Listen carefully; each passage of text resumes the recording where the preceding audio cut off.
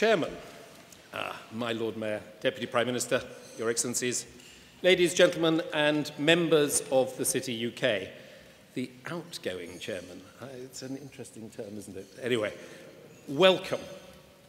A few hours ago, I stood down as chair, and with suitable gratitude and not a certain element of relief, passed the baton to Jerry Grimston, who has kindly allowed me to say a few valedictory words. And really, those are by way of welcome, and you are, of course, all most welcome.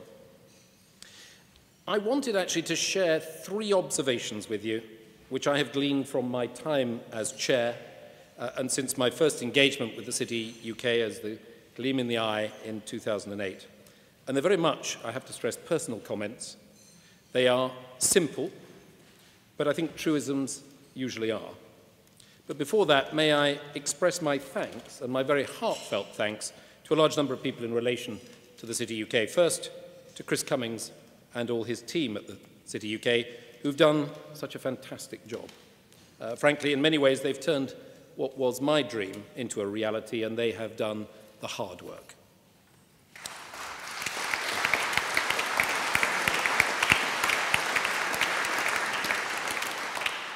To the Board of Directors of the City UK for their support and encouragement, and to the Advisory Council for their wisdom and guidance.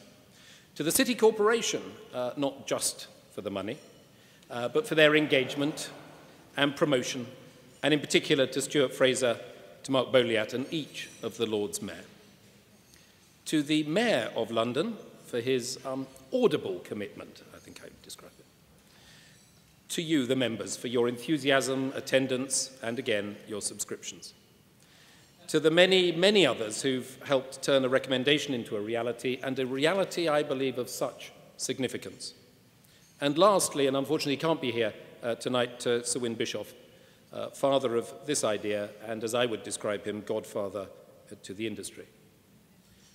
That's the end of the Oscar speech, and I haven't shed a tear yet. So, my 3 observations, each designed actually to restore trust in and also to promote our financial and professional services.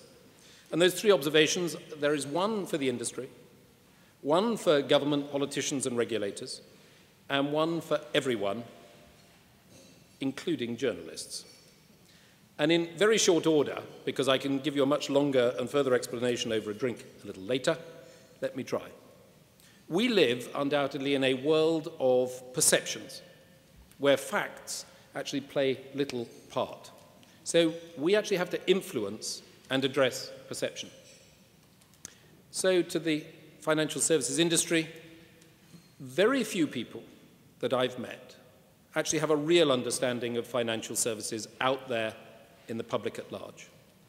Even fewer actually understand the differences, the nuances, the subsections, the intricate parts of the financial services industry. This actually means that when someone in our industry says, I'm not a banker, or we're not a bank, or yes, I am, but we weren't rescued by the taxpayer, it looks, it sounds like an excuse, an attempt to hide. And whether we like it or not, the public actually thinks we, the industry as a whole, are avoiding responsibility and that nothing has changed, that we haven't learnt any lessons. We are all in the doghouse together. And together, I believe, the industry can get out if we help each other rather than appear, and it is all about appearances as far as the public eye is concerned, if we work together. I could say that the righteous must help the sinners. It's the collective reputation that has to be restored. We are all bankers in the eyes of the public, and so it's all for one and one for all. So to the politicians, to government, and to those in authority, please, please, will you see that 5 years after the crash, the glass is actually half full? I think we have to look forward. If every time that a speech is made, a person first criticizes our industry by saying, for example, that banks have not been responsible, that the industry has caused the recession, and only later on says, but we need you, the impression is entirely negative, and the public follows that negative line, businesses, investors, consumers lack confidence, fearing that the worst is to come. Surely we need, and equally surely we will respond to encouragement as well as chastisement. If there's no positive encouragement, what is to be gained from doing better, performing well, if you're always criticised?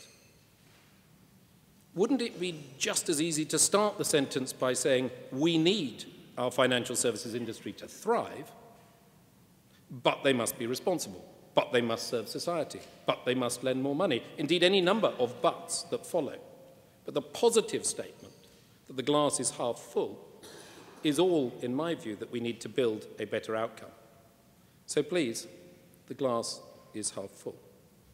And thirdly, to each and every one, I believe we need to build a positive future for our industry so that we can play a full part in the economic success of this country.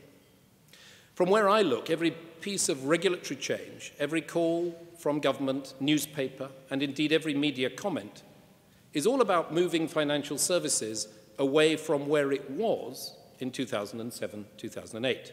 It's all about our being in the wrong place. We're in the hole, and we're told to dig our way out. And we will. But surely if we could all agree as to where we should be, not just where we should not be, it would be so much better. Is it really beyond the financial services industry, the government, regulators, press, and the public to have a vision of where we want to get to, the right place?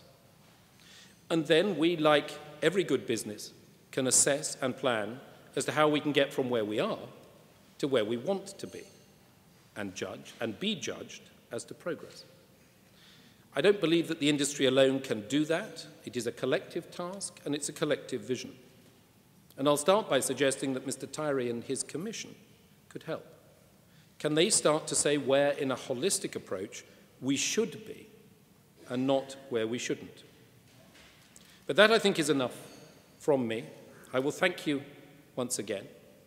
I have absolutely every confidence that our financial services, related professional services, can remain the world leaders, the world beaters that we are.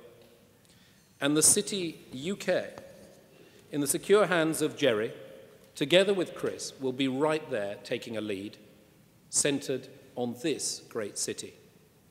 And with that, may I ask that you rise and drink a toast, the civic toast, to the health and well-being of the Lord Mayor, our host tonight, and the Corporation. So the toast is the Lord Mayor and the City of London Corporation. Lord Mayor, City of London